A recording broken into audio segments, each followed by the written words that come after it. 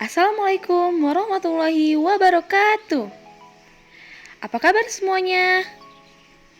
Jangan lupa untuk tetap jaga kesehatan dan stay safe ya. Sudah siap menerima materi hari ini belum? Kalau belum, yuk kita duduk yang tegak dan sempatkan untuk tersenyum selama 3 detik saja, supaya kita bisa lebih siap menerima materi pelajaran dan tetap fokus sampai akhir video. Hai, sebelumnya perkenalkan, nama Ibu Dina Safitri Nursyifa. Panggil saja Ibu Dina. Ibu adalah mahasiswa dari Universitas Pendidikan Indonesia atau UPI Bandung, yang mana Ibu sedang melaksanakan program PPL-SP di sekolah kalian. Maka dari itu, untuk beberapa pertemuan ke depan, kalian dan Ibu akan bertemu lagi untuk belajar bersama. Untuk pertemuan hari ini, kita akan membahas konsep dan unsur menggambar, yang merupakan submateri dari bab menggambar hias, flora, fauna, dan benda alam. Untuk pembahasannya, mari kita simak bersama-sama ya. Apa itu menggambar? Menggambar adalah proses menciptakan gambar dengan cara menggoreskan benda-benda tajam seperti pena atau pensil pada bidang datar seperti kertas, papan tulis, atau dinding. Pengertian menurut Affandi, menggambar dan melukis merupakan perwujudan bayangan angan-angan atau suatu pernyataan ekspresi atau perasaan dan pikiran yang diinginkan. Perwujudan tersebut merupakan tiruan objek atau imajinasi yang lengkap dengan garis, bidang, warna, dan tekstur yang sederhana. Kalau seperti itu, lalu apa bedanya ya menggambar dan melukis? Menggambar merupakan perwujudan tiruan suatu benda atau imajinasi yang dipikirkan oleh si pembuat karya, kemudian dituangkan dalam media gambar. Menggambar juga lebih cenderung memiliki banyak garis. Nah, kalau melukis itu merupakan perwujudan tiruan suatu benda ataupun imajinasi yang dipikirkan oleh si pembuat karya. Lukisan merupakan ungkapan ekspresi atau perasaan lewat bentuk dengan menggunakan berbagai media dan teknik yang lebih beragam. Jadi, menggambar itu hanya goresan-goresan garis dan lebih ke meniru atau memotret suatu objek sehingga hasilnya akan mirip. Sedangkan melukis itu mengekspresikan objek yang kita lihat, yaitu dengan mengungkapkan perasaan menggunakan media dan teknik yang lebih beragam. Kemudian, apa itu objek menggambar? Objek menggambar itu suatu benda atau sebagainya yang dijadikan sebagai bahan untuk menghasilkan gambar. Objek ini bisa diambil dari alam seperti flora atau tumbuhan, fauna atau hewan, dan yang lainnya. Dalam menggambar, kita perlu mengetahui unsur-unsur menggambar. Apa itu unsur-unsur menggambar? Yaitu unsur-unsur yang membentuk kesatuan yang padu sehingga sebuah karya seni dapat dinikmati secara utuh. Lalu, apa saja sih unsur-unsur menggambar itu? Mari kita simak. Yang pertama yaitu titik. Titik adalah unsur yang paling kecil atau paling awal untuk membuat sebuah bentuk, atau cara awal untuk mendapatkan ide dalam menggambar. Ada beberapa cara menyusun titik, yaitu meregangkan atau merapatkan antar titik, membedakan ukuran titik, membedakan warna titik, dan membedakan bentuk titik. Yang kedua yaitu garis. Garis adalah gabungan dari unsur-unsur titik hingga membentuk sebuah garis.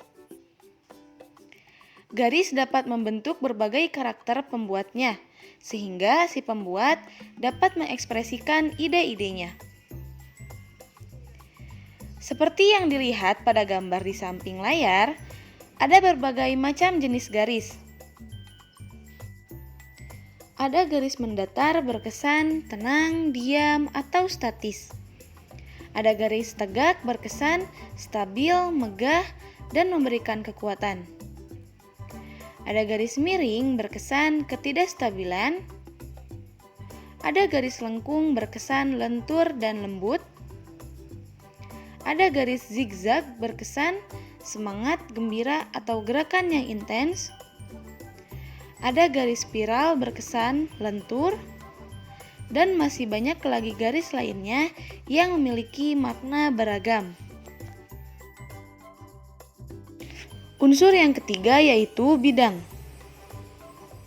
Bidang tersusun dari beberapa garis yang semua ujungnya saling berhubungan. Maka bidang ini hanya memiliki ukuran keluasan panjang kali lebar. Seperti yang dilihat pada gambar di samping layar, bidang dapat berupa bidang geometri, yaitu lingkaran, persegi, segitiga, dan lain-lain. Ataupun bidang non-geometris, yaitu seperti gambar payung, daun, dan lain-lain. Unsur berikutnya yaitu bentuk. Bentuk terdiri dari beberapa bidang, sehingga menghasilkan wujud 3 dimensi. Ada beberapa jenis bentuk, yaitu bentuk geometris seperti kubus, balok, tabung, dan lain-lain. Atau bentuk non-geometris seperti manusia, hewan, atau alam. Unsur yang berikutnya yaitu tekstur. Tekstur merupakan nilai permukaan atau nilai raba suatu benda sehingga memberikan kesan tertentu apabila dirasakan dengan panca indera. Tekstur dapat dikatakan halus, kasar, licin, rata, berlubang, kusam, mengkilap, dan lain-lain. Tekstur ada 2 macam. Ada tekstur nyata dan tekstur semu. Tekstur nyata yaitu tekstur suatu permukaan yang mana antara dilihat dan diraba terlihat dan terasa sama. Seperti batu teksturnya keras, kaca teksturnya halus. Sedangkan tekstur semu yaitu tekstur suatu permukaan yang mana antara dilihat dan diraba terlihat dan terasa tidak sama. Tekstur semacam ini hanya memberikan kesan imajinasi pada perasaan. Seperti lukisan kaca dengan objek sebuah batu, teksturnya bila dilihat terasa kasar, sesuai dengan karakter batu, tetapi bila diraba terasa halus, seperti karakter lukisan yang di atas kaca. Unsur berikutnya yaitu warna. Warna berarti pantulan sinar cahaya yang berasal dari suatu benda dan dipengaruhi oleh pigmen atau butiran halus pada warna yang terdapat pada permukaan benda. Warna membuat karya seni menjadi lebih hidup dan ekspresif. Warna memberikan kesan yang berbeda. Seperti warna gelap cenderung memberikan kesan yang berat dan warna yang cerah cenderung memberikan kesan yang ringan. Berdasarkan teori warna terhadap cahaya, terdapat 7 spektrum warna, yaitu Me, Ji, Ku, Hi, Bi, Ni, Yu, atau merah, jingga, kuning, hijau, biru, nila, dan ungu.